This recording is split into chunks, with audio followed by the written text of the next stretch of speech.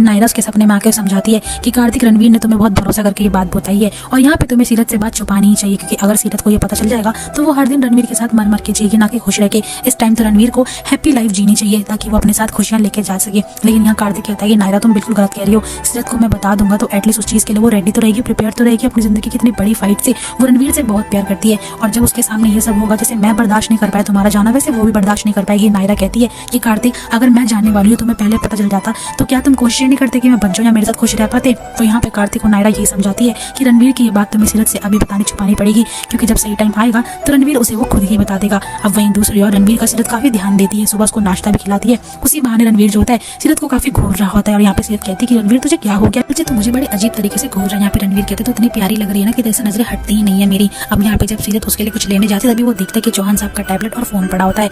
Tablet में उसकी और कार्तिक की फोटो होती है, यानी कि सीरत और कार्तिक की, जिसमें कि वो एक दूसरे के क्लोज होते हैं। वही रिकॉर्डिंग में रणवीर को सुनने को ये मिलता है कि चौहान साहब को कोई बंदा जो है सीरत को बदनाम करने के लिए उसके और कार्तिक के खिलाफ सबूत ढूंढ रहा है, जिसके बाद रणवीर काफी परेशान होता है कि वो सीरत को अपने बाप से कैसे बचाएगा, क्योंकि वो जानता है कि उसका पिता चौहान साहब जो है किसी भी चीज तक जा सकते हैं। इसमें वो गुस्से करने की कोशिश करता है, लेकिन वो सोचता है कि मेरे जाने के बाद चौहान साहब उससे बदला जरूर लेंगे, इसलिए मुझे कुछ और सोचना पड़ेगा। तब चौहान साहब आते हैं, रणवीर उन्हें देख के खाना खा रहा होता है। तभी यहाँ पे सीरत आती है और रणवीर को बोलते कि तू एक और पराठा खा ले। तभी रणवीर के पास डॉक्टर की मैसेज आता है कि आधे घंटे में अपॉइंटमेंट है, मुझसे मिल लेना। अब यहाँ रणवीर की माँ कहती है कि सीरत, आज तो तुम दोनों का मैच है, तुम उसके लिए रेडी हो। लेकिन यहाँ पे रणवीर मना करते हुए कहता है कि नहीं, मैं मैच पे नहीं जा पाऊंगा, मुझे एक जरूरी काम के लिए जाना पड़ रहा है। सीरत तू चल जा, और वैसे भी वहाँ पे कार्तिक जी भी तो होंगे। लेकिन सीरत कहते हैं कि मैं तेरे बिना नहीं जाऊंगी, मुझे अच्छा नहीं लगता। लेकिन रणवीर उसे कहता है कि मेरे बिना रहने की आदत डाल ली। जिस बात पे सीरत गुस्सा होता है, रणवीर कहता है कि मुझे माफ कर दे, मैं नहीं चाहता तेरा दिल दुखाना, लेकिन बार बार दुखा ही देता हूँ। अब रणवीर यहाँ पे डॉक्टर के पास निकल जाता है। उसी दौरान उस पर कार्तिक का भी मैसेज आता है कि रणवीर, अगर तुम्हें मेरी नीड है तो मैं तुम्हारे पास आता हूँ। लेकिन रणवीर उसे कहता है कि आप इस टाइम सीरत का साथ दो, उसे आपकी काफी नीड है। वहीं दूसरी ओर कायरव स्कूल के लिए रेडी हो रहा होता है, तो यहाँ पे वो पापा को यानी कि अपने कार्तिक को बेस्ट ऑफ लक विश करता है। लेकिन कार्तिक का मूड बहुत ऑफ होता है तो उससे ढंग से बात भी नहीं करता।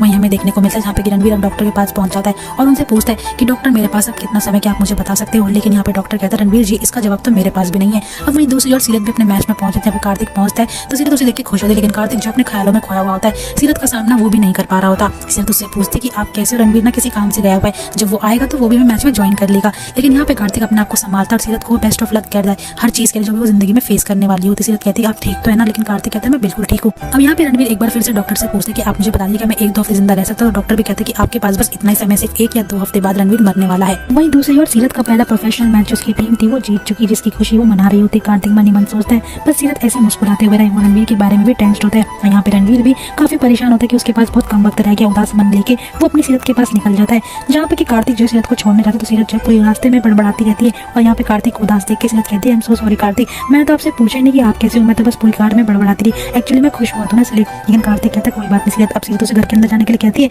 तो कार्तिक कहता है नहीं, मैं भी किसी से नहीं मिल पाऊंगा, मुझे इंपॉर्टेंट काम है, मैं चलता हूँ यहाँ पे। अब जैसे ही वो रणवीर को कॉल करता है वो देखते हैं रणवीर उसके सामने है, जहाँ पे रणवीर कहता है कांग्रेचुलेशन, हमारी टीम पहला मैच जीत चुकी है। लेकिन यहाँ पे कार्तिक पूछता है डॉक्टर ने क्या बोला कि तुम्हारे पास कितना टाइम है। तो रणवीर कहता है कि मेरे पास टाइम नहीं रहा है कार्तिक जी, अब बिल्कुल भी नहीं रहा। कार्तिक की बात उनके काफी अफसोस मिलता है। वहीं दूसरी ओर माउरी को सीरत जो है मैच की खुशी देती है और काफी खुश भी होती है। माउरी कहती है कि अब जाके मेरी चोरी पे पहले जैसी मुस्कान आई, खाटू महाराज करे कि मेरी चोरी हमेशा ऐसी मुस्कुराती रहे। और वहीं पे कार्तिक से रणवीर कहता है कि पास सिर्फ 1-2 हफ्ते का टाइम है, यहाँ पता नहीं वो भी नहीं है, इसलिए मैं चाहता हूँ कि आप सीरत का ध्यान रखो। वैसे भी मेरे पापा चौहान साहब जो है वो यहाँ पे सीरत के पीठ पीछे से बदनाम करने की चाल चल रहे हैं, आपके और सीरत के रिश्ते को बदनाम करना चाहते। लेकिन रणवीर से कार्तिक कहता है कि तुम फिक्र मत करो कार्तिक, हम दोनों मिलकर संभाल लेंगे। लेकिन यहाँ पे रणवीर कहता है सिर्फ आपको ही मेरी सीरत को संभालना पड़ेगा। लेकिन यहाँ पे कार्तिक कहता है रणवीर तुम ये कैसी बचकाने वाली बातें कर रहे हो। वहीं दोस्तों बेचारे कार्तिक को ये पता लगता है कि रणवीर उसे रिकॉर्डिंग साथ, इस रिकॉर्डिंग को रणवीर ने उस दिन करा था जब वो बेहोश हो गया था, जिस रिकॉर्डिंग में उसे ये जानने को मिला था कि सीरत के दिल में सिर्फ कार्तिक के लिए प्यार रहा है, रणवीर के लिए तो प्यार था। अब यहाँ पे रणवीर जो है कार्तिक से कहता है क्या अपने और सीरत के रिश्ते को आप एक मौका देंगे। वैसे दोस्तों आपका क्या कहना है कि सीरत को रणवीर को छोड़ के कार्तिक को एक्सेप्ट कर लेना चाहिए। कमेंट सेक्शन में अपनी राय जरूर दीजिएगा। वीडियो अच्छी लगी तो वीडियो को लाइक करिएगा